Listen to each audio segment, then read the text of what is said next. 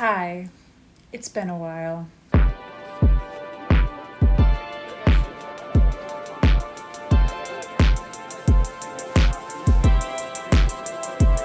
It's currently mid-November, and the last time we spoke was in August. Let me just set the record straight that the reason it has taken me so long to post another video is not entirely my fault. I mean, it definitely is partly my fault, but not entirely. I am hoping to get into more of a regular film schedule, but to be honest, I just don't know. This semester has taken a lot out of me, and I have been trying to balance time away from school, but it's been very stressful, very difficult. And on top of that, right after I filmed my last video in August, construction began right outside of my apartment, and it's had a huge effect on not only my ability to film, but also my motivation to film. For about 4 months straight, they were pounding these metal poles into the ground, and I'm not kidding when I say 4 months straight. It was from 7 a.m. to 5 p.m., Monday through Friday, even on Saturdays. It was literally driving me insane. After a while, it really started affecting my mental health because the noise was so loud and it threw away any chance of me being productive and studying at home. I took a clip of the sound I had been dealing with for the last 4 months, and this was right around the peak mark where it was really starting to take a toll on my mental health.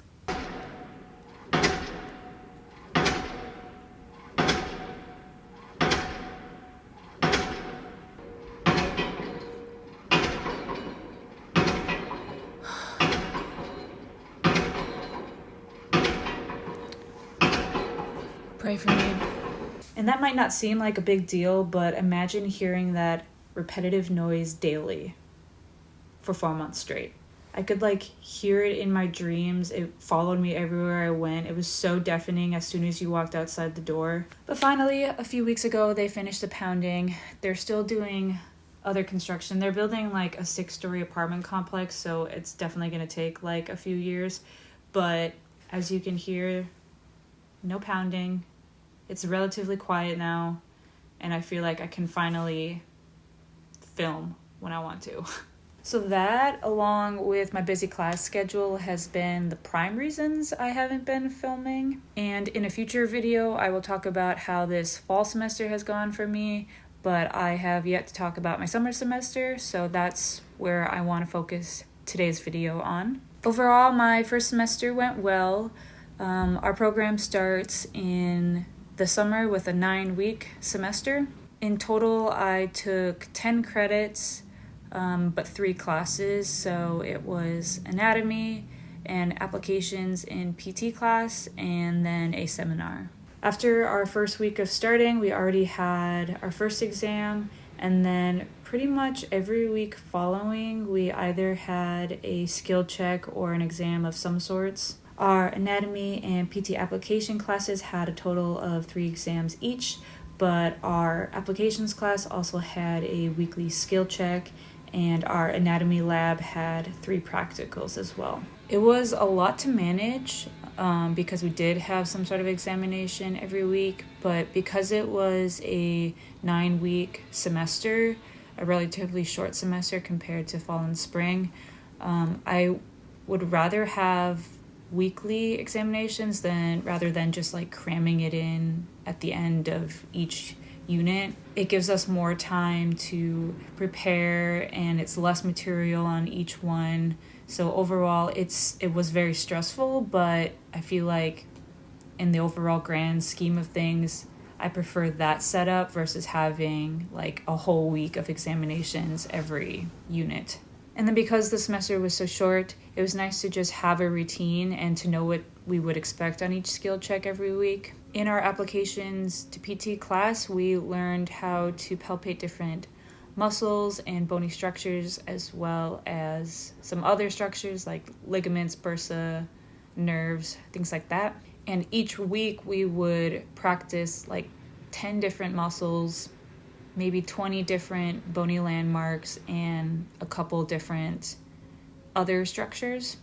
But our skill check only included like 2 muscles, 5 to 7 bony landmarks, and then 1 to 2 others. So although we were only tested on a few things, we had to memorize everything because we didn't know what was going to be on each skill check.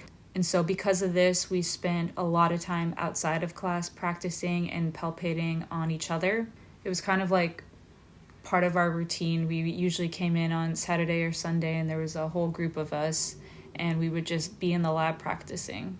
Other than just palpation, we also had to memorize the AION for every muscle, and for those of you who don't know what I mean when I say AION, it is that we had to learn every action, origin, insertion, and innervation for every muscle. It was a lot to memorize each week, but I would come up with different mnemonics to help me memorize the AION for everything, and it overall was really helpful. So I suggest whatever works for you to help memorize this large bulk of content, do that throughout the entire semester. Then in our anatomy class, we had a lecture and lab component where we did a cadaver lab. And so I wanted to talk a little bit more about the cadaver lab and how the experience went for me, because I know that it can be very overwhelming for people. And I want to say first that if you ever have the chance to do a cadaver lab, it's truly an incredible opportunity for you to learn and actually see the anatomy close up. It's an experience that I will take away with me throughout my entire career in PT. That being said, I was very nervous walking into lab my first day. And the biggest piece of advice that I can give for anybody who's about to begin their cadaver lab is to do some research beforehand, but then also allow yourself to feel any emotions that come up throughout the process. It was helpful for me to know that these people chose this for themselves. This is not something that they were not aware of going into their death. This is something that they had planned out. This is what they wanted. This is what their families wanted for them. And so for me, knowing that this was a personal choice for them was very comforting. And to also know that these people will get returned to their families and get laid to rest in any way that they wanted. But still, you're naturally nervous walking into lab on your first day, a little sad, a little overwhelmed, and that's completely normal. Some people may have never seen a dead body before, so it is a lot to process. And so just allow yourself to grieve and feel any emotions that arise. One thing that was helpful for me was that before every lab, I would say a prayer to our donor, and I would thank her for giving me the opportunity to learn off of her body. And I feel like it just really grounded me and mentally prepared me for the day, because it is a lot. And honestly, as you progress in the lab, you tend to forget that these were human beings. So for me to just think about her and thank her every single time I was about to go into dissection really just gave me that extra comfort. I may go more in depth on cadaver lab in a future video, but I think for now I'm just going to leave it at that. And if you have any questions, feel free to reach out. I'm happy to answer anything. So then the last thing that I wanted to talk about in this video was coping with stress and managing test anxiety. It's something I have struggled with for a long time and feel like it's enhanced since starting grad school. Our program is set up so that the requirement is that you have to pass every exam and every class with an 80% or better. And so before starting PT school, my impression was that if you don't meet those requirements, you're automatically out of the program. And I want to emphasize that every program is different. So I only know my program, but that is not necessarily the case. I actually did not even pass my first anatomy exam, and it was a huge blow to the gut. I was pretty devastated, but it wasn't the end of the world. You do have to put in the work to help you improve and meet with professors, but they are truly there to help you succeed. I feel like this is different from an undergrad, and that in undergrad, especially with healthcare related classes, some professors are designing their classes to set you up to fail. And I'm not saying that they don't care, and I know that this is a heavy statement, but I also know that they want to graduate students who are knowledgeable in their field of study because the livelihood and care of their patients is in their hands. In undergrad, if you are struggling, professors generally will not reach out to offer guidance. That's something that you have to actively seek out. And I feel that that's not the case in grad school.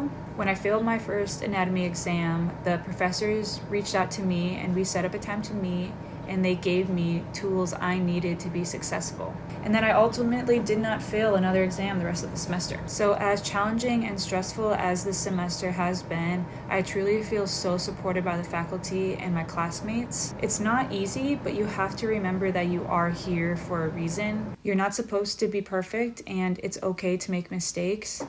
At this level, mistakes have only driven and motivated me to be better. So that's all I have for now. Again, I'm so sorry it's taking me so long to make this video. I'm hoping to start posting more regularly, so if you want to follow along this journey with me, feel free to subscribe. But other than that, I hope that everyone has a great week.